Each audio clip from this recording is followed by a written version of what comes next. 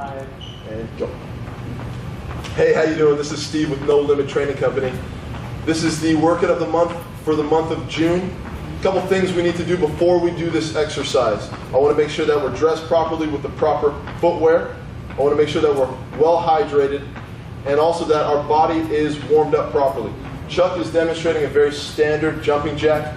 Great exercise right here to get the legs fired up, get the cardio and the heart rate up, and get you nice and primed before the exercise. The first exercise of the first round is something called a sumo squat. Now I want you to perform between 16 and 20 of these. If you can do more than that, then try to push the limit, okay? So Chuck's going to demonstrate a sumo squat right now. Good job.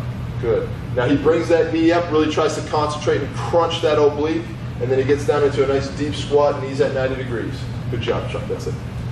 I want you to superset this exercise with a jump squat. Once again, working on 16 to 20 reps.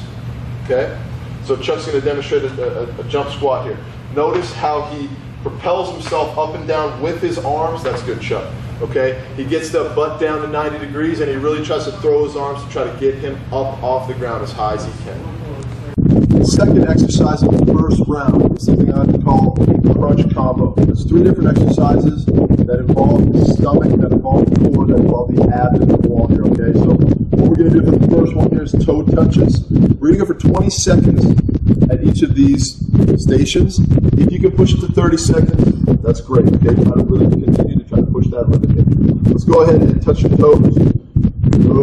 Good. Notice that Chuck is coming all the way back down, his shoulders flat on the ground, and he's keeping this nice and stable. He's not moving his lower body at all. This is really concentrating on the rectus abdominis. The second exercise we're going to go to is called a boxer crunch. Okay, this is a little bit more technical. All right, so Chuck's going to bring his left elbow here, and his left knee is going to be bent as well. His right arm is nice and straight, and his right leg is straight and up off the ground at the same time. All Chuck's doing right now is his shoulder blades are up off the ground in a crunch position, and he's just pivoting at the hips, at the waist right now, trying to reach for his heel with the opposing hand. Good tip to remember here in this exercise is to open your elbow as you reach. Try to get that full motion going into the full range of motion. The third exercise in this series is a flutter kick.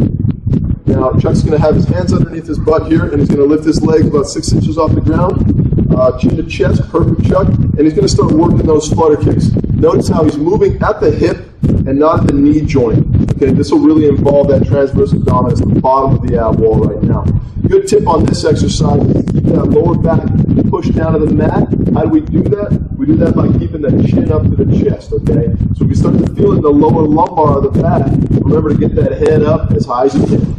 The third exercise of the first round is something called an up-down, okay? Chuck's going to demonstrate the very basic standard up-down, and then we're going to show an advanced version after this.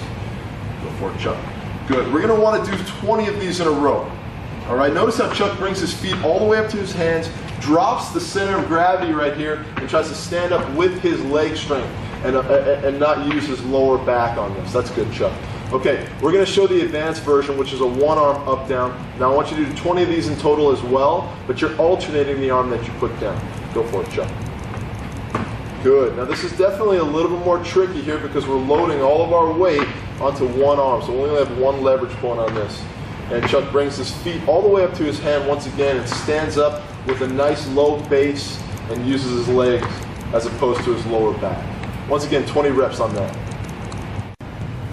The first exercise of the second round is called a step push-up with a knee twist. Now you can use any type of surface that is an elevated surface, no more than 18 inches up off the ground. Okay, so go ahead and show him a push-up, and then he's going to tuck a knee and he's going to rotate his whole midsection exactly over towards me, and then he's going to alternate the directions. Good, good. I'm looking for 20 reps of this. Now what you're trying to focus in on this is to pivot on your foot that's stable on the ground and to really get that core rotation, okay? You're going to feel the load in your shoulders on this as well. 20 reps of this. The second exercise of the second round is called a plank with a 12 to 3 o'clock and 12 to 9 o'clock. Okay, Chuck, go ahead and get down into a plank right here. Now before we even get started in this exercise, I want to make sure the base is really wide, even a little bit wider here, Chuck. Good. And the reason for that is to keep these hips nice and flat. I want to make sure he maintains this flat back here, because we can easily get into a habit of over-exaggerating the hip twist, and then it kind of defeats the whole purpose of the hip flexor exercise we're trying to get out of this, okay? So show him 12 and a 3 here. Good. Now he's putting his hand at a 12 o'clock and a 3 o'clock. We're going to perform this 20 times. 1, 2, up to 20, okay? And then he'll alternate to the other side with 20 reps on his left hand for 12 o'clock and a 9 o'clock, okay? So we're going to go for 20 reps at each side on this. And if you really wanted to push it, go from 30 seconds to 45 seconds. That'll up the intensity a little bit, okay? The third and final exercise of the second round is going to be a superset between high knees here. We're going to start off with a high knees pause, which is a little bit more of a slow-paced exercise, followed by a ballistic speed high knees exercise.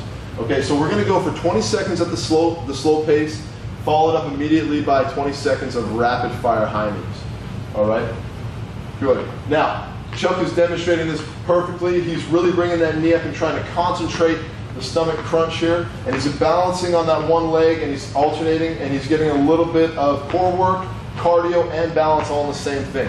Now we're going to ramp it up and put it into speed here. Good, good. Notice how Chuck, you can really push the threshold on this one and burn it out as fast as you can with that final 20 seconds, because this is supposed to be cardio intense. That's good, Chuck. Awesome. So that is the June workout of the month right there. And I really want to make sure you guys are pushing as hard as you guys can go, so challenge yourself a little bit. There really is no limit to your success in this. So I want to make sure that we give it everything we got and have fun with it. Thank you.